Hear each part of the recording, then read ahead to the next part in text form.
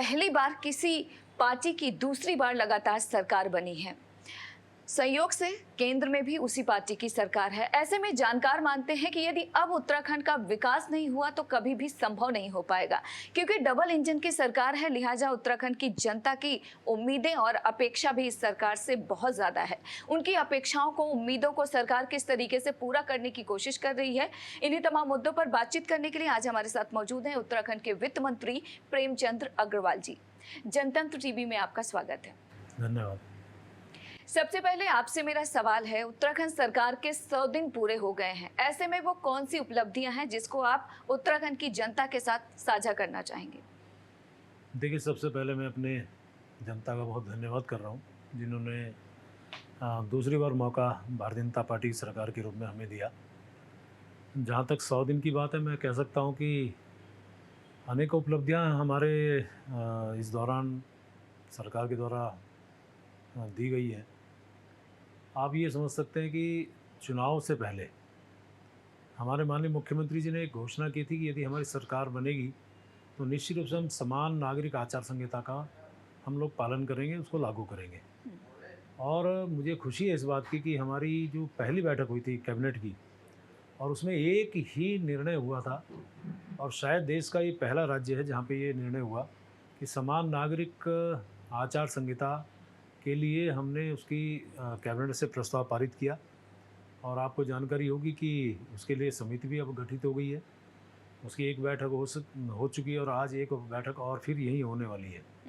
तो मैं कह सकता हूँ कि एक विषय बहुत बड़ा जो हमारे लिए है, चूँकि देश के अंदर जो आज की परिस्थिति है, जो आज के हालात हैं, और उसमें जिस प्रकार की एक स्वाभाविक रूप से एक मांग लोगों के भावना के रूप में आ रही है कि देश में समान नागरिक आचार संहिता लागू होनी चाहिए। तो पहल उत्तराखंड ने की है, चूँकि उत्तराखंड देवभूमि है, और देवभूमि के साथ साथ हमारी उत्तराखंड के बारे में आप कह सकते हैं एक शांति प्रिय राज्य है, सभी तरह से देवभूमि के रूप में माना जाता है। तो ये पहल हमारी तरफ से की गई है, सबसे बड़ी बात तो ये है। उसके साथ साथ आप देखिए कि हर विभाग के द्वारा, माना आपके जितने भी हमारे विभाग हैं, सभी के द्वारा अपने अपने विभागों से उसी रूप में काम किए गए हैं। अब इसी दौरान हमारा बजट भी पास हुआ। मेरे विभाग की यदि मैं बात करूं तो मैं कह सकता हूं कि एक सुंदर बजट मेरे द्वारा वहां प्रस्तुत किया गया। और पहली बार उत्तराखंड के इस 22 साल में हमने तमाम जो स्टेक होल्डर्स हैं, हितधारक हैं, उनसे बजट से पूर्व हमने संवाद किया। 14 मई को हमने कुमाऊं मंडल के क्षेत्र का नैनीताल में, और 19 मई को गढ़वाल क्षेत्र का देहरादून में एक बहुत बड़ा संवाद हमने किया। और सौभाग्य की बात यह है कि इस दौरान माननीय मुख्यमंत्री जी भी दोनों इन कार्यक्रमों में मौजूद रहे। 3.5 घंटा लगभग नैनीताल में हम लोग बैठे और 2.5 घंटा लगभग देहरादून में बैठे। इन तमाम हितधारकों में, चाहे वो व्यापारी वर्ग होगा, कृषक वर्ग होगा, और होटल व्यवसायी होंगे, अन्य जितने भी हमारे जनप्रतिनिधिगण हैं, ऐसे तमाम लोगों से बैठ के हमने उनसे संवाद किया। और खुशी की बात यह है कि इस बजट के दौरान उनकी भावनाओं को हमने जोड़ने का काम किया। हमारे चाहे किसानों से संबंधित होगा, चाहे हमारे युवाओं से संबंधित होगा, महिलाओं से संबंधित होगा, और अपने उस उत्तराखंड के हित में क्या हम अच्छा बजट दे सकते हैं, हमने देने का काम किया। हमारा जो प्रदेश है वो पर्यटन प्रदेश माना जाता है। अनेकों श्रद्धालु हमारे तीर्थाटन के लिए आते हैं, श्रद्धालु आते हैं तो पर्यटक भी आते हैं, सामान्य लोग हमारे यहाँ के भी हैं। अब आप देखिए, जब आप किसी रेस्टोरेंट में जब जाएंगे तो आप फूड खाएंगे, भोजन करेंगे, तो जो वहाँ का होटल मालिक या रेस्टोरेंट मालिक है, आपसे फूड के साथ साथ जीएसटी चार्ज कर रहा है, और जहाँ तक जीएसटी चार्ज कर रहा है उसके साथ सर्विस चार्ज भी ले रहा है। मेरा प्रदेश पहला प्रदेश है जिसने ये रुचि दिखाई, और हमने इसके लिए जागरूकता अभियान चलाया, और निर्णय हुआ कि सर्विस चार्ज हमारे यहाँ नहीं लिया जाएगा। हालांकि मुझे खुशी है इस बात की कि अब वो उपभोक्ता मंत्रालय के द्वारा भी इस प्रकार की एडवाइजरी जारी की गई है, एक निर्णय लिया गया है कि आप सर्विस चार्ज नहीं ले सकते। और मैं आपके चैनल के माध्यम से कह रहा हूँ कि मेरा राज्य ऐसा है, पहला, मैं कह सकता हूँ बड़े गर्व के साथ कि जब मैं वित्त मंत्री बना तो मैंने इस प्रयास को एक बढ़ाया। और आज खुशी इस बात की है, जब लोग रेस्टोरेंट में जाते हैं तो कहते हैं साहब हम सर्विस चार्ज नहीं देंगे। मैं एक उदाहरण देना चाह रहा हूँ। पिछले दिनों मेरे परिवार के लोग एक रेस्टोरेंट में खाने के लिए गए और उन्होंने सर्विस चार्ज लगाया, तो मेरे बेटे ने कहा कि आप सर्विस चार्ज क्यों लगा रहे हैं। उन्हें तुरंत रेस्टोरेंट मालिक ने कहा कि ठीक है साहब, आप नहीं देना चाहें तो मत दीजिए, यानी कि कंपलसरी नहीं है, कंपलसरी नहीं है, उसको नहीं दे सकते, आप नहीं चार्ज कर सकते। तो ये बहुत बड़ा लाभ मेरे उपभोक्ताओं को, मेरे जो आने वाले पर्यटकों को, आने वाले श्रद्धालुओं को, स्थानीय लोगों को बहुत बड़ा लाभ इससे मिला है। ये वो तमाम उपलब्धियां हैं जो आप बता रहे हैं, लेकिन विपक्ष का ऐसा कहना है कि उत्तराखंड सरकार केवल कागजों में काम कर रही है, जमीनी हकीकत नहीं है। अब देखिए, विपक्ष अपना काम जो है उसका विरोध करना, वो अपनी भूमिका निभाएगा और उसको निभाना भी चाहिए। यदि विपक्ष की बात में दम होता तो जनता उन्हें बाहर न करती। आज जनता ने उन्हें हाशिए पर ला दिया और इनको समझ में आना चाहिए 100 दिन कितनी बड़े अवधि होती है, 100 दिन कितनी बड़ी अवधि होती है, इनको खुद भी समझना चाहिए। 2 बार ये भी सत्ता में रहे हैं, कितना इन्होंने विकास कार्य किया ये अपनी गिरबान में जाके, और हमारी सरकार मजबूती से काम कर रही है। अब आप देखिए, लगातार जनता के बीच में हमारे माननीय मुख्यमंत्री जा रहे हैं, हम लोग लगातार क्षेत्र में घूम रहे हैं, जनता के बीच में हम संवाद कर रहे हैं। हमारे यहाँ लगातार कहा गया कि सोमवार को सचिवालय में हर व्यक्ति, हर अधिकारी मौजूद रहेगा, ताकि जनता के लिए कोई आएगा उसके लिए किसी प्रकार की रुकावट नहीं होनी चाहिए। हमारे यहाँ लगातार जो है तहसील दिवस लग रहे हैं, हमारे यहाँ लगातार जो है जनता की सरकार, जनता के द्वार, हमारे यहाँ ये सब काम चल रहे हैं। अब विपक्ष अपना जो कुछ कहना चाहें कहें, लेकिन मैं ये जानता हूँ कि इस छोटी अवधि में भी बहुत बड़े काम हमारी सरकार के द्वारा हुए हैं, और इसके लिए हमारी सरकार की तरफ से मैं एक कैबिनेट मंत्री के नाते भी और क्षेत्र के जनता के बीच में जब हम लोग जाते हैं, उनका फीडबैक लेके मैं कह सकता हूँ कि इस मामले में इन तमाम चीज़ों में जनता भी संतुष्ट है और मैं व्यक्तिगत तौर पे भी संतुष्ट हूँ। आप राज्य के वित्त मंत्री हैं, ऐसे में आपके ऊपर बहुत बड़ी जिम्मेदारी है। विकास के जो कार्य उत्तराखंड में हो रहे हैं या फिर जो प्रस्तावित हैं जिनमें देरी हो रही है, क्या आपको लगता है कि जिन प्रस्तावित कार्यों में काम होने में देरी हो रही है, फंड की कमी है या इच्छा शक्ति की? देखिए, दोनों बातें एक दूसरे की पूरक हैं, और मैं कह सकता हूँ इच्छा शक्ति भी होनी चाहिए, फंड भी उसमें होना चाहिए। और लेट लतीफ़ी तो कई बार परिस्थिति बस हो सकती है, जैसे इस बीच में कोरोना 2 साल रहा, अब इसको किस रूप में लेंगे आप? इसमें ना तो इच्छा शक्ति की कहीं बात आएगी, ना फंड की कोई कमी आएगी, लेकिन परिस्थिति ऐसी बनी, कोरोना के दौरान कोई भी काम हमारे मेरे उत्तराखंड में नहीं, पूरे देश भर में प्रभावित हुए। और मैं कह सकता हूँ कि इसके अलावा ज़्यादातर हमारे यहाँ जो काम अपने समय पे हो रहे हैं। अब मैं आपको एक उदाहरण के रूप में कह रहा हूँ, चारधाम यात्रा के दौरान जो हमारे सड़क मार्ग बन रहा है, अब आप देखिए, मैं टिहरी और उत्तरकाशी का प्रभारी हूँ। मैं इस 6, 7, 8, 9 जुलाई को मैं पहाड़ की तरफ यानी कि उत्तरकाशी और टिहरी के दौरे पे था। किस प्रकार की चौड़ी चौड़ी सड़कें मेरे इस उत्तराखंड के उस चारधाम यात्रा के दौरान बनी है, ये समय पे भी बनी है, फंड की कोई कमी नहीं थी।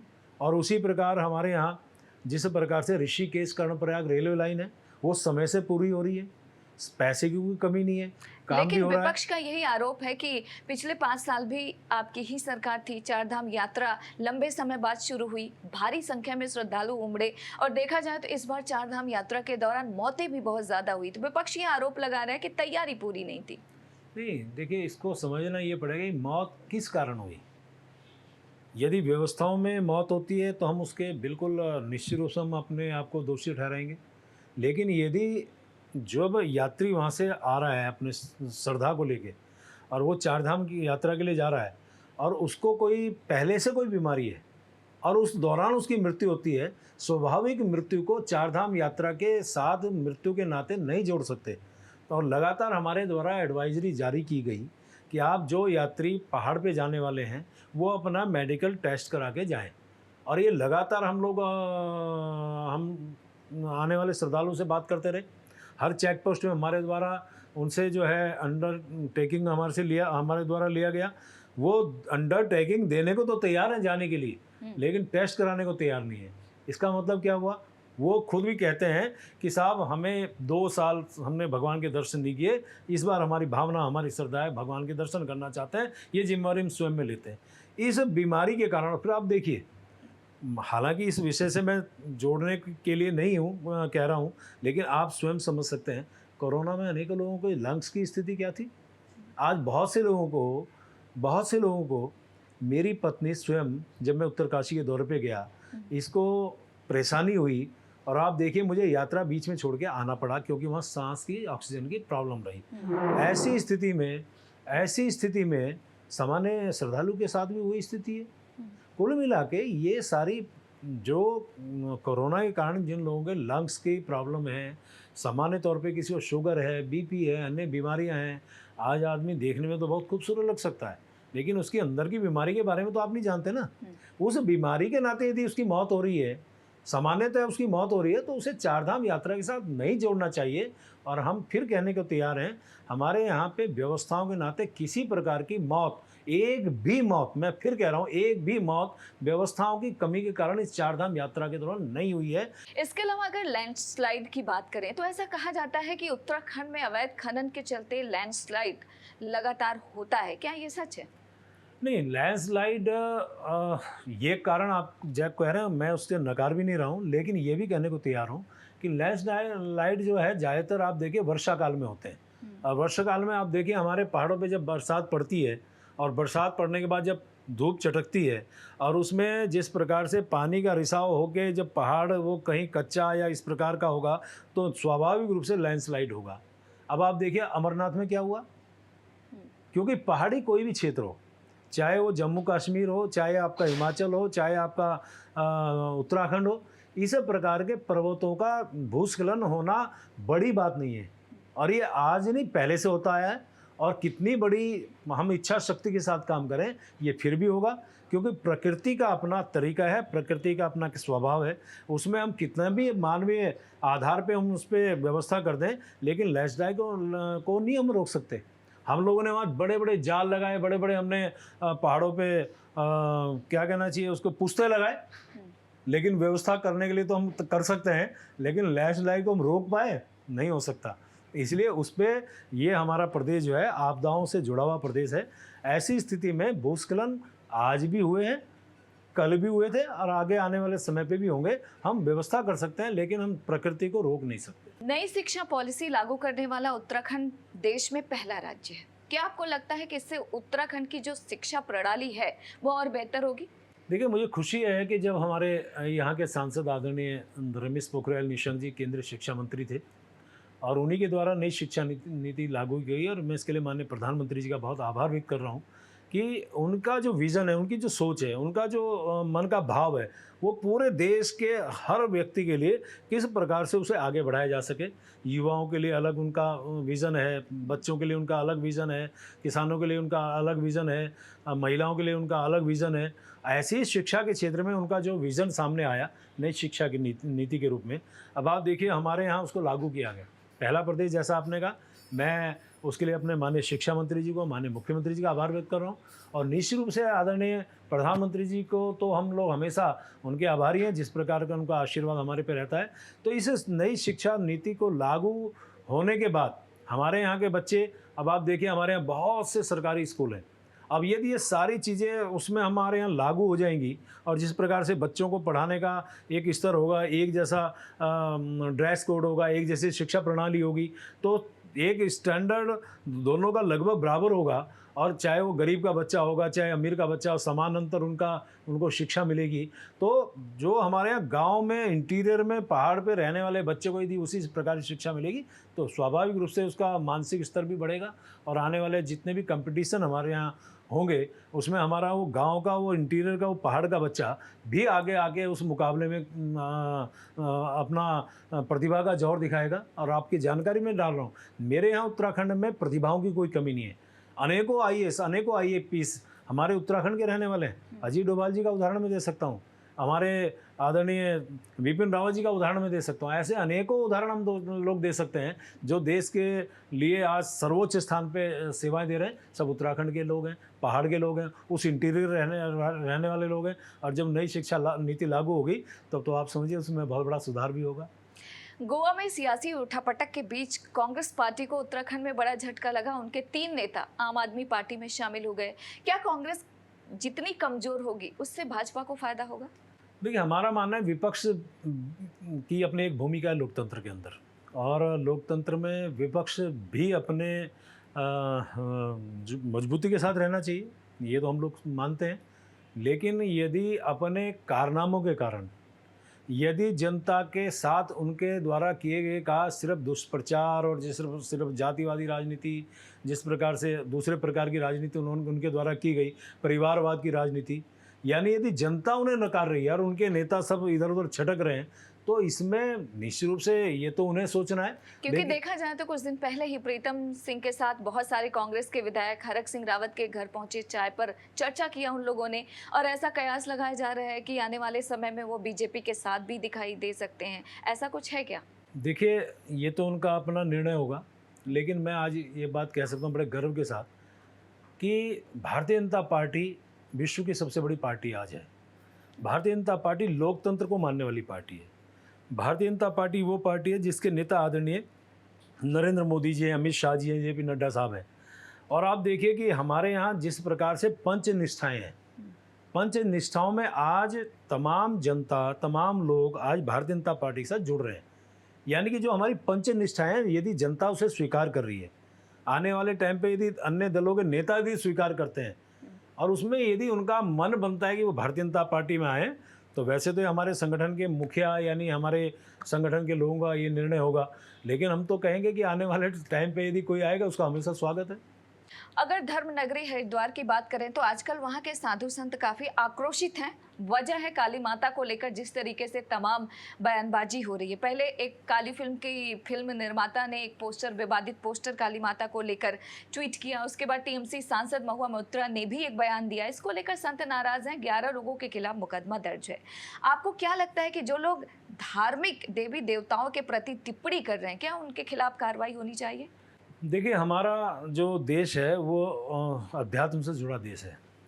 विश्व के अंदर यदि हम कहें, कहीं आप चले जाएं, जितनी धार्मिक मान्यता भारत देश में इतनी शायद किसी और देश में होगी।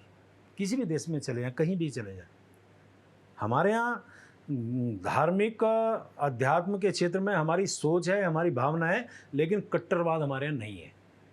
अब जैसे कुछ राज्य, कुछ देश ऐसे हैं जिनके इस्लाम का है तो उनके अंदर कट्टरवाद है, हमारे यहाँ कट्टरवाद नहीं है।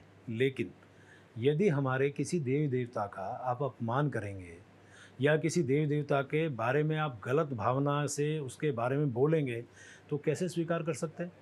काली माता के बारे में जिस प्रकार से टीएमसी की सांसद महोदया ने कहा, अब काली कलकत्ते वाली, उस जगह की एक महिला, उस वहाँ की एक सरकार की सांसद यदि ये भाव व्यक्त करती है, तो मैं समझता हूँ ये बहुत बहुत ज़्यादा दुर्भाग्यपूर्ण है और इससे अनेकों नहीं, लाखों नहीं, करोड़ों लोगों की भावना को इन्होंने आहत किया है। ऐसे लोगों के खिलाफ तो निश्चित रूप से कार्रवाई होनी चाहिए। आज एक बयान हमारे किसी नेता के द्वारा दिया जाता है, उसके खिलाफ तो आप बहुत बड़े बड़े बयान देते हैं, उसको जो है उसके खिलाफ अनेकों तरह के पूरे प्रदर्शन और सब कुछ होते हैं।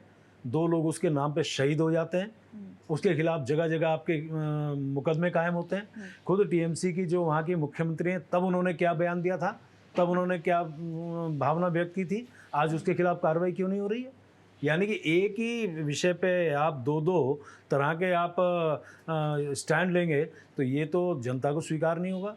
और मेरा मानना ये है कि आप अपने धर्म के प्रति आस्थावान रहें, मैं अपने धर्म के प्रति आस्थावान रहूँ, मैं आपके धर्म के प्रति निरादर की भावना न रखूँ, तो आपको भी अधिकार नहीं है कि मेरे धर्म के प्रति आप किसी प्रकार की भावना को ठेस पहुँचाने का काम करें। इस प्रकार के चीज़ों को जनता भी देख रही है और मुझे ऐसा कहना आपके माध्यम से है कि कम से कम इन मुद्दों से हट के आप विकास की राजनीति करिए। इस प्रकार की राजनीति आपको शोभा नहीं देती। सिर्फ मीडिया में छाने के लिए या कुछ इस प्रकार के कुछ लोगों के वोट हासिल करने के लिए इस प्रकार के बयान देना, ये आने वाले भविष्य के लिए बहुत खतरनाक भी है और चिंताजनक भी है। इसके अलावा अगर अशोक स्तंभ की बात करें तो प्रधानमंत्री ने हाल ही में प्रतिमा का अनावरण किया है। उसके बाद तो लगातार बवाल मच गया है देश में। कांग्रेस पार्टी के आरोप लगा रही है कि अशोक स्तंभ में जो सत्यमेव जयते होना चाहिए, जो हमेशा होता है, वो उसमें है नहीं, सरकार को फिर से लगवाना चाहिए। साथ ही शेर को लेकर भी सवाल खड़े कर रहे हैं। आपको क्या लगता है कि वाकई अशोक स्तंभ में कोई त्रुटि हुई है या फिर विपक्ष राजनीति कर रहा है? तो मुझे लगता है कि मोदी जी कोई भी निर्णय अच्छा लेंगे। विपक्ष एक उदाहरण दीजिए कि जब उन्होंने अप्रिशिएट किया हो मोदी जी के किसी भी निर्णय को। कोई भी निर्णय मोदी जी लें, उनको तो नागावाल गुजरेगा ही गुजरेगा। कोई भी अच्छा निर्णय लें, आप अभी से लेके जब से मानना मोदी जी हमारे 8 साल से, अब हमारे यहाँ जनधन खाते योजनाएं खोलने की बात हुई, उनको उसमें जो है कहीं गलत चीज़ दिखाई दी। माननीय मोदी जी ने हमारे यहाँ सौभाग्य योजना लागू की, उसमें आपको जातिवादी राजनीति दिखाई दी। माननीय मोदी जी ने आयुष्मान योजना लागू की, यानी कि हर व्यक्ति को 5 लाख रुपए तक की हम फ्री में हम जो है इलाज कर रहे हैं, उसमें भी आपको कुछ ना कुछ नाकुला दिखाई दिया। इसी प्रकार से जितनी योजनाएं लागू, किसान सम्मान निधि लागू की, उसमें आपने कहा नहीं साहब ये तो इसमें तो ऐसा है और उसमें वैसा है। यानी कौन सी एक चीज़ बताइए जिसमें विपक्ष को अच्छा लगा हो। जहाँ तक आप इस अशोक स्तंभ की बात कर रहे हैं, 1.6 मीटर सारनाथ में, 6.5 मीटर की जो ऊंचाई है वो आपके जिसका इनॉग्रेशन माननीय प्रधानमंत्री जी ने किया। आखिर थोड़े में और बड़े में कहीं तो एक शेप में कहीं थोड़ा बहुत अंतर आ सकता है, लेकिन जहाँ तक उनका ये कहना कि जो हंसता हुआ दिखाई दे रहा है वो उग्र अवस्था में दिखाई दे रहा है, लेकिन आप नीचे से फोटो लगे देखेंगे तो आपके चेहरे से और उससे अलग से दिखाई देगा, और आप सामने से फोटो लेंगे तो आपको ठीक वैसे शेप दिखाई देगा। यानी कि नज़रिया सिर्फ देखने का है, सिर्फ नज़रिया देखने का। आपको धन्यवाद देना चाहिए था। 1.6 के अगेंस्ट 6.5 मीटर का यदि बनाया, यानी 4 गुना से बड़ा यदि आपने इतना बड़ा स्तंभ बनाया है तो उसका तो स्वागत किया जाना चाहिए। इतनी सुंदर आकृति बनाई है, और मुझे ऐसा लगता है कि सिर्फ विरोध के लिए विरोध नहीं होना चाहिए। यदि कोई अच्छा काम किया गया है तो उसकी प्रशंसा होनी चाहिए। मैं तो निश्चित रूप से माननीय मोदी जी का, माननीय अपने लोकसभा अध्यक्ष जी का, माननीय शहरी विकास मंत्री हरदीप पुरी जी का, सबका धन्यवाद कर रहा हूँ। ऐसी स्मारक बनाइए। आज तक स्मारक किसके बने? सिर्फ नेहरू जी के, गांधी जी के और कुछ ही लोगों के। आज यदि अशोक स्तंभ भी बन रहा है तो आपको उसमें आपत्ति दिखाई दे रही है। यानी कि एक परिवारवाद से हट के थोड़ा ऊपर हटिए भैया, आप देश की राजनीति की तरफ बढ़िए। देश जो है देश के हित में बढ़ने को तैयार है, इसलिए उनकी सोच अभी वहीं तक सीमित है, इसलिए इस प्रकार के आरोप लगा रहे हैं, प्रोपगंडा कर रहे हैं। मुझे ऐसा लगता है कि इस अशोक स्तंभ का तो पूरी तरह से स्वागत किया जाना चाहिए। बहुत खूबसूरत बना है। मैं देख रहा था आपके टेलीविज़न के माध्यम से, चैनल्स के माध्यम से, अनेकों जो इतिहासकार हैं, अनेकों जो लोग हैं, उन्होंने प्रशंसा की है। सिर्फ राजनीतिक व्यक्ति विरोध कर रहा है, ना तो जनता विरोध कर रही है, ना इतिहासकार विरोध कर रहे हैं, ना जानकार लोग उसका विरोध कर रहे हैं। सिर्फ आपको विरोध के लिए विरोध करना तो विरोध करिए। आखिरी सवाल, आपको क्या लगता है कि आखिरकार उत्तराखंड को यूनिफॉर्म सिविल कोड की जरूरत क्या है? विपक्ष कह रहा है कि तुष्टीकरण है। नहीं, मैंने कहा ना कि मेरा गर्व के साथ मैं कह रहा हूँ कि पहला मेरा राज्य है कि जो देश के अंदर जो समान नागरिक आचार संहिता लागू करने का हम लोगों ने निर्णय लिया, और चुनाव से पहले हमने घोषणा की थी। देखिए, आज यदि हम करते तो आप इस बात को कह सकते थे। चुनाव से पहले यदि हमने घोषणा की है, हमारे मुख्यमंत्री जी ने घोषणा की है, और उसके बाद जनता ने उसमें मोहर लगाई, यानी 47 सीटें दी हैं, का मतलब जनता ने उसमें मोहर लगाई है, जनता ने स्वीकार किया, जनता ने समर्थन दिया उस आधार पे, तो हमने उसी चीज़ को लागू किया। जहाँ तक तुष्टीकरण की बात है, इसमें किसी प्रकार के तुष्टीकरण का कोई मतलब नहीं है। भारतीय जनता पार्टी हमेशा राष्ट्रवाद की राजनीति करती है। भारतीय जनता पार्टी हमेशा जनता के हित में काम करती है। भारतीय जनता पार्टी और भारतीय जनता पार्टी की सरकारें जहाँ जाएँ, उन्होंने एक जो नारा है, सबका साथ, सबका विकास, सबका विश्वास और सबका प्रयास, उस मंत्र के साथ आगे बढ़ रही है। साथ में दीनदयाल उपाध्याय जी जो हमारे प्रणेता रहे हैं, और उन्होंने कहा था अंत्योदय योजना, तो अंतिम में बैठा व्यक्ति है, उसका हम कैसे विकास कर सकें, वो भावना के साथ हमारी सरकारें काम कर रही है। ऐसी स्थिति में हमारे माननीय मुख्यमंत्री जी ने कहा है विकल्प रहित संकल्प, उसको लेके हम लोग काम कर रहे हैं। इसमें किसी प्रकार की तुष्टीकरण, किसी प्रकार के किसी जाति से, धर्म से, वर्ग से, किसी भी व्यक्ति से कोई ना दुराग्रह है, ना कोई आग्रह है, लेकिन सबके साथ मिलके, चूँकि मैंने कहा ना कि मेरा उत्तराखंड शांत प्रिय प्रदेश है। हमारा उत्तराखंड सभी जनता, सभी जाति, सभी वर्ग से मिला के उत्तराखंड की खूबसूरती बनी है, वैसी ही खूबसूरती बनी रहे। और आपको मैं बताना चाह रहा हूँ, इसके साथ साथ हमारे माननीय मुख्यमंत्री जी एक और निर्णय लिया है, वो है वेरिफिकेशन। आपका किसी भी व्यक्ति का हम लोग वेरिफिकेशन करेंगे। आप कहाँ पे गलत काम करके यार, कहाँ मेरे उत्तराखंड को शरण स्थली ना समझ लें, आपका वेरिफिकेशन हम लोग करेंगे। यानी कि हमारा प्रदेश शांत था, शांत है और शांत ही रहे, उसके लिए हमारी सरकार जो भी कदम उठाना होगा हमारी सरकार उठाएगी। और समान नागरिक आचार संहिता भी उसी दिशा में एक बड़ा कदम है, और मैं इसके लिए माननीय मुख्यमंत्री जी का बहुत बहुत धन्यवाद कर रहा हूँ, और उम्मीद कर रहा हूँ कि हमारा प्रदेश ने पहल की है, पूरे देश में ये लागू होगा।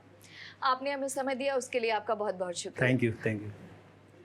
तो आप सुन रहे थे उत्तराखंड के वरिष्ठ नेता और वित्त मंत्री प्रेमचंद्र अग्रवाल जी को, जिन्होंने तमाम सवालों के जवाब बड़े ही बेबाकी के साथ दिए। फिलहाल आप हमें और हमारी टीम को इजाजत दीजिए और देखते रहिए जनतंत्र टीवी।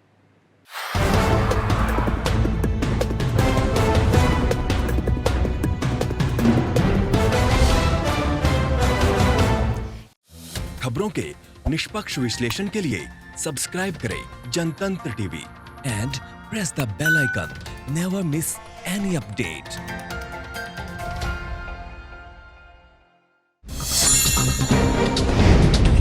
डाउनलोड कीजिए जनतंत्र टीवी ऐप को, जो कि अवेलेबल है गूगल प्ले और ऐप स्टोर पर।